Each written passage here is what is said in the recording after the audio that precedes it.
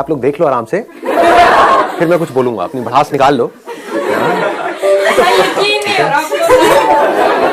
हो जाएगा, थोड़ी देर में हो जाएगा। सर बिना बफरिंग के पहली बार देख रहा हूं। आज बफरिंग नहीं होगी, फॉर अच्छे। आप लोग क्या चाहते हैं कि मैं आज किस टॉपिक के बारे में बात करूं? सर मेरा टॉपिक ये है कि हम लाइफ में इंडिया में खासकर 2-3 बार फेल करते हैं, फ्रस्ट्रेट हो जाते हैं बुरी तरह से।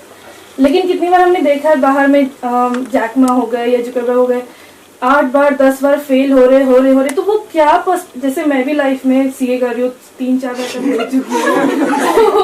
वो लाइफ में क्या पर्सपेक्टिव हो कि हम अगर 10-12 बार भी फेल हो भी रहे हैं तो वो हो माइंड में सेट कि हम अगले 40 साल तक उसी काम को हम लगन से कर सकते हैं। मतलब कि सक्सेसफुल लोगों की थिंकिंग में ऐसा क्या है एग्जैक्टली जो मेजॉरिटी ऑफ लोगों को पता नहीं है, क्योंकि मेजॉरिटी ऑफ लोग सक्सेसफुल नहीं है। तो how successful people think, that is what you are asking, right? कि वो कैसे सोचते हैं। और मेरे से क्यों पूछ रहे हो?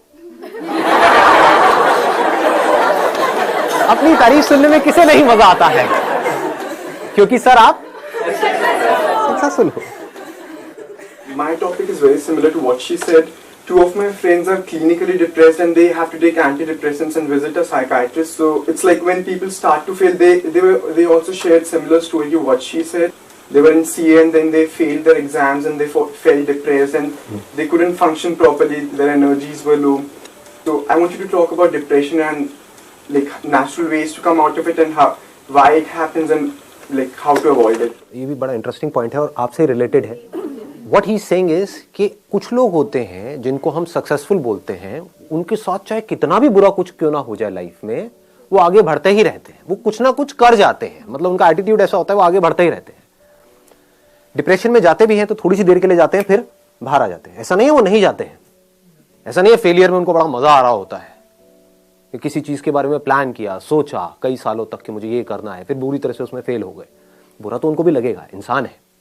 लेकिन होता क्या है कि वो बड़ी जल्दी उस फेलियर से बाहर आ जाते हैं, बड़ी जल्दी डिप्रेशन से बाहर आ जाते हैं, बड़ी जल्दी स्ट्रेस से बाहर आ जाते हैं और आगे बढ़ जाते हैं। और कुछ लोग होते हैं जो डिप्रेशन में चले जाते हैं और बाहर नहीं आ पाते हैं। Depression is the result of wrong thinking and success is the result of right thinking. It is all about thinking. So we need to go deeply into this particular topic, as in what is right thinking, how successful people think. ऐसा कभी कोई सोचता नहीं है। ना इस topic के बारे में किसी स्कूल में बात करी जाती है, ना कॉलेज में बात करी जाती है, ना हमारे घर पे बात करी जाती है। बात क्या करी जाती है? पढ़ो लिखो, ये करो वो करो, फिर ये करो वो करो वो करो। मतलब इट्स ऑल अबाउट करो करो करो करो करो करो करो करो करो करो करो करो करो, हार्ड वर्क करो करो करो करो, पढ़ो पढ़ो पढ़ो पढ़ो पढ़ो पढ़ो, लगे रहो लगे रहो लगे रहो लगे रहो। तो ये क्या है अगर इसको देखा जाए तो? खच्चर। ये वर्ड मैं अपने हर सेशन में बोलने वाला हूं ताकि लोगों के दिमाग में घुसे कि मैं कह क्या रहा हूं, लोगों को समझ में आए। रेयरेस्ट ऑफ रेयर कुछ ऐसे लोग होते हैं जो अपना दिमाग लगाते हैं, जो चीजों को पहले समझते हैं फिर करते हैं। ऐसे लोगों को आप क्रिएटिव कह सकते हो। क्रिएटिव का मतलब क्या है कि एक प्रॉब्लम है और लोग क्या कर रहे हैं, उस प्रॉब्लम को उसी तरह से सॉल्व कर रहे हैं जिस तरह से सॉल्व कर रहे थे, लेकिन जो प्रॉब्लम है वो बदलती चली जा रही है टाइम के साथ साथ। जो हमारी टेक्स्ट बुक्स है उसके थ्रू जो अनसर्टेनिटी है इस दुनिया में, उसका सॉल्यूशन नहीं निकल सकता। जो भी आप स्कूल कॉलेज में पढ़ रहे हो, मतलब मैं वैसे एक बहुत स्ट्रांग वर्ड उसके लिए यूज करना चाहता था, लेकिन अगर थोड़ा पोलाइटली बोलूं तो वो सब बेकार है। कुछ इंफॉर्मेशन आपके अंदर फीड करी जा रही है, बट उसका रियलिटी से कोई डायरेक्ट कनेक्शन नहीं है। जैसे अगर आप सॉफ्टवेयर इंजीनियरिंग पढ़ रहे हो, 20 साल पुरानी बुक्स हैं, वही आप पढ़ रहे हो, और 20 साल में टेक्नोलॉजी कहां की कहां पहुंच गई है? सर 3 महीने में वेरी, हर 3 महीने में, हर 3 मिनट में आ रहा है। कुछ इंप्रूव हो रहा है, कुछ बेटर हो रहा है, पुराना ऑब्सोलीट हो रहा है। तो जो भी कुछ आप पढ़ रहे हो उसकी एक लिमिटेशन है, क्योंकि unless and until you are creative enough. What do we mean by creativity?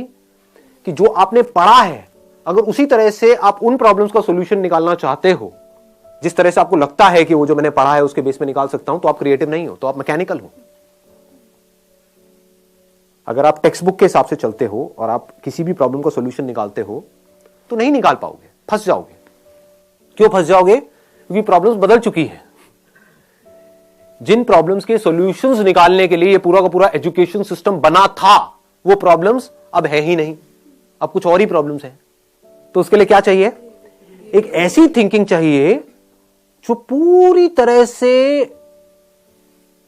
तैयार हो अपना जो भी पैटर्न ऑफ थिंकिंग है उसको तोड़ देने के लिए। यह डिफरेंस होता है सक्सेसफुल लोगों की सोच में और उन लोगों की सोच में जो सक्सेसफुल नहीं हो पाते। वो एक पैटर्न में घूमते रहते हैं, और जो सक्सेसफुल लोग होते हैं उनका कोई पैटर्न ही नहीं है। There is no pattern. आपको ऐसा अपना माइंड डेवलप करना होगा अगर आपको जेन्युइनली सक्सेसफुल होना है। तो सक्सेस की डेफिनेशन क्या है? हेल्थ, वेल्थ एंड हैप्पीनेस, इन तीनों का बैलेंस। हाँ बताइए। जैसे मैं क्रिएटिव फील्ड से हूँ, फैशन डिजाइनर हूँ, बट हमारी फील्ड में भी मैकेनिकल ही चलना पड़ता है। फॉर एग्जाम्पल, अगर एक बंदा लहंगा चोली बेच रहा है तो वो सालों से वही बेचता रहेगा और वही डिजाइन करता रहेगा। अगर हम लोग कुछ लीक से हटके सोचते हैं, फॉर एग्जाम्पल एक रणवीर सिंह ने ड्रेस पहन के रोब सा गाउन टाइप पहन कर आ गया तो लोगों ने कमेंट कर दिया दीपिका पादुकोण की ड्रेस है। वो लोग बाकी सोशल कैसे एक्सेप्ट करेगी सोसाइटी की, जो अगर नई चीज आ रही है वो कैसे एक्सेप्ट करी जाएगी? मैं यहां पर सबसे पहले तो ये क्लियर करना चाहूंगा, मैं क्रिएटिविटी की बात नहीं कर रहा। एक है क्रिएटिविटी, वो क्या है कि एक पेंटर है जो पैशनेट है अबाउट पेंटिंग, और वो क्या कर रहा है, अपने अंदर कुछ अजीब से थॉट चल रहे हैं उसको एक्सप्रेस कर रहा है। I am not talking about that, that is creative expression. I am talking about creative thinking which is very different from that. What is creative thinking? कि सबसे पहले एक प्रॉब्लम को समझा। If you are a fashion designer, तो सबसे पहले आपने ये समझा कि ये जो मार्केट है वो है क्या, इंडस्ट्री है वो है क्या। अगर वो ना समझ करके हम अपनी इमेजिनेशन से हम कुछ भी अजीब सा कर रहे हैं और फिर हम कह रहे हैं कि लोग उसको पसंद नहीं कर रहे हैं, तो that is not creative thinking. इसको ध्यान से समझ लेना कि मतलब कि आप कहते हो कि मैं बहुत क्रिएटिव हूं, लोग इसका क्या मतलब निकाल लेते हैं कि कुछ भी अजीब सा करो और बोल दो कि मैं बहुत क्रिएटिव हूं। कि मैं एक फैशन डिजाइनर हूं और मैंने एक चमगादड़ की ड्रेस बना दी और मैं कह रही हूं कि आज के बाद शादियों में जो ब्राइड्स हैं वो यही ड्रेस पहनेगी, काली वाली चमगादड़ की, लेकिन कोई इसको पसंद ही नहीं कर रहा है। और वो ब्राइड जिसके लिए मैं इतना अच्छा सोच रही हूं कि वो कितनी अच्छी लगेगी, वो भी मेरे अगेंस्ट हो गई है, तो कोई मेरा साथ नहीं दे रहा है। इसमें बुराई क्या है? देखो मैं कितनी इंस्पायर्ड हूं। मैं रात को बैठी हुई थी और मेरी नजर पड़ी एक चमगादड़ के ऊपर, लाइट जली, ये मेरे अंदर से इंस्पिरेशन आई और मैंने इतनी कमाल की चीज बनाई, लेकिन इसको कोई समझता ही नहीं है। तो ये अगर आप बना रहे हो अपने शौक के लिए, अपने मजे के लिए, तब तो ठीक है। But what is creative thinking? To find out the solution to a problem, to an existent problem. Creative thinking का मतलब ये नहीं कि कुछ नया करना है, तो नजर अलग चाहिए और दुनिया से नजर अलग चाहिए। सिर्फ नजर का खेल है। थिंकिंग मीन्स क्या? नजर ही तो है। किसी की नजर कहीं पर है, किसी की नजर कहीं पर है। जिसकी नजर जहां पर है उससे रिलेटेड उसके अंदर थॉट्स आते हैं, उससे रिलेटेड एक्शंस होते हैं। किसी की नजर कहीं और है तो उससे रिलेटेड थॉट्स आते हैं, तो वो थॉट्स ही ऐसे हैं, वो नजर ही ऐसी गलत जगह पर है कि उससे रिलेटेड गलत ही थॉट्स आने हैं और बंदा नीचे ही धसेगा। अगर नजर सही जगह पर है तो थॉट्स भी सही आने हैं और वो ऊपर उठेगा ही उठेगा। उसको दुनिया की कोई ताकत रोक ही नहीं सकती।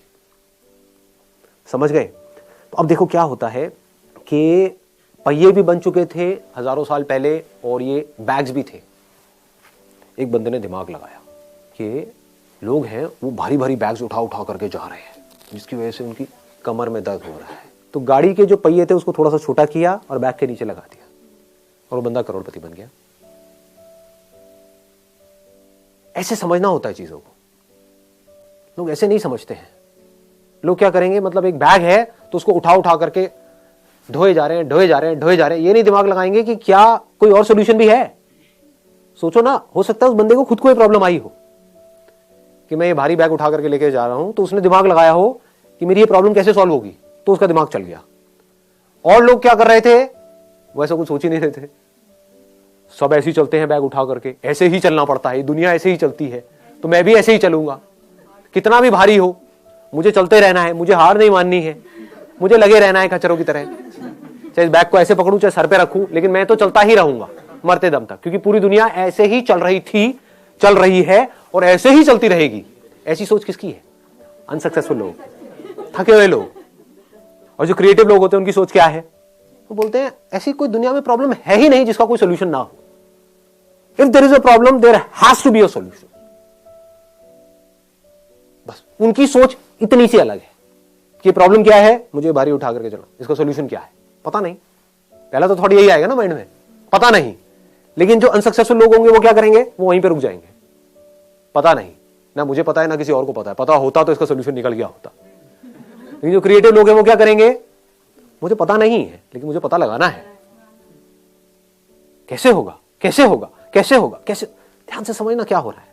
क्रिएटिव थिंकिंग का एसेंस क्या है अगर फोकस नहीं है तो। फोकस कहां पर, प्रॉब्लम के ऊपर।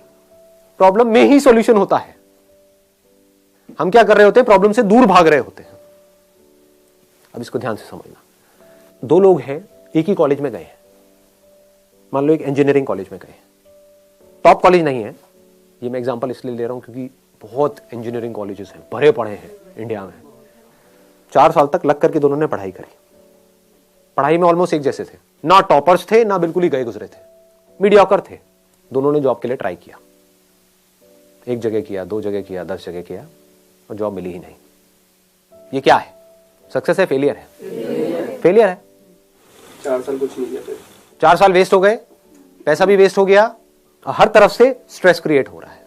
तो क्या हुआ, एक बंदा डिप्रेशन में चला गया, उसने कहा मैं तो फेल हो गया लाइफ में, अब मेरे बस का कुछ नहीं है, मुझे नहीं समझ आ रहा। और उसने क्या कहा, अब मुझे जो भी जॉब मिलेगी जैसी मिलेगी मैं कर लूंगा, ना से तो हाँ है। तो क्या हो रहा है, वो फ्रस्ट्रेटेड है क्योंकि वहां से ना तो पैसा ज्यादा आ रहा है, काम भी अपनी पसंद का नहीं कर रहा है, और घर वाले भी अच्छे तरीके से उसको सुना रहे हैं based upon his past failures, उसको खुद को भी बार बार अपने पास्ट फेलियर्स याद आ रहे हैं, तो नीचे धंसता ही चला जा रहा है। इसको बोलते हैं रॉन्ग थिंकिंग।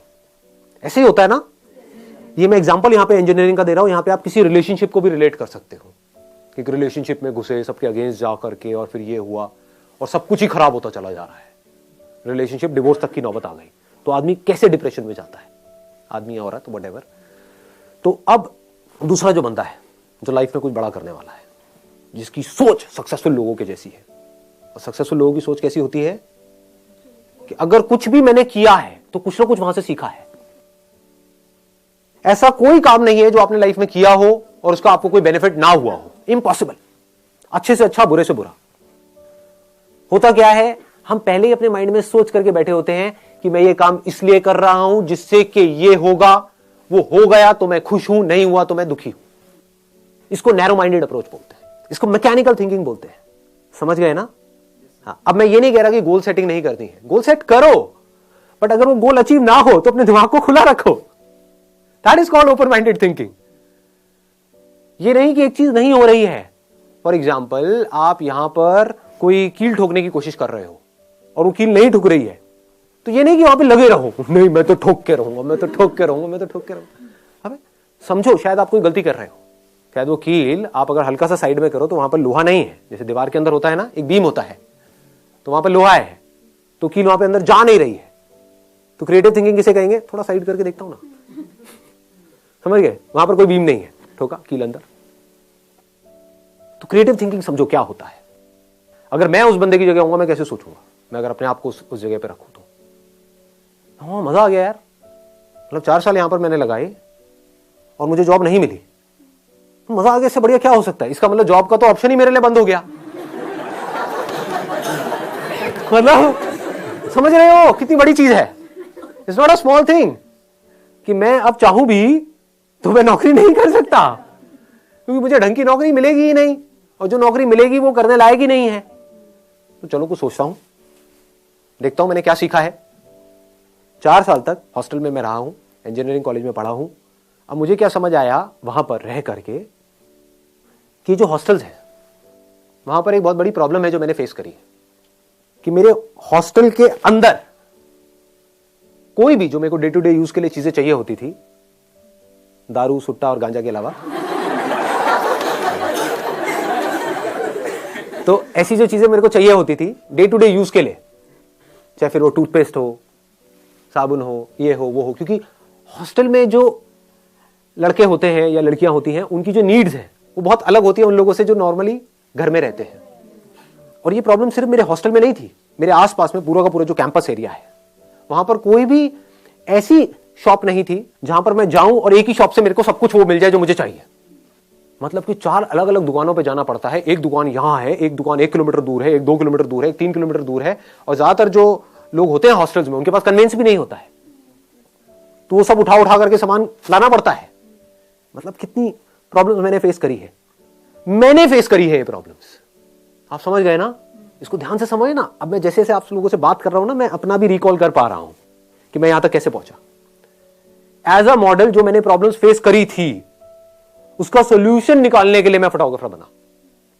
एक प्रॉब्लम थी मेजर कि 90% से ज्यादा जो मॉडलिंग एजेंसीज थी वो सब फ्रॉड थी। तो अंदर से आया था कि नहीं यार मुझे कुछ करना है।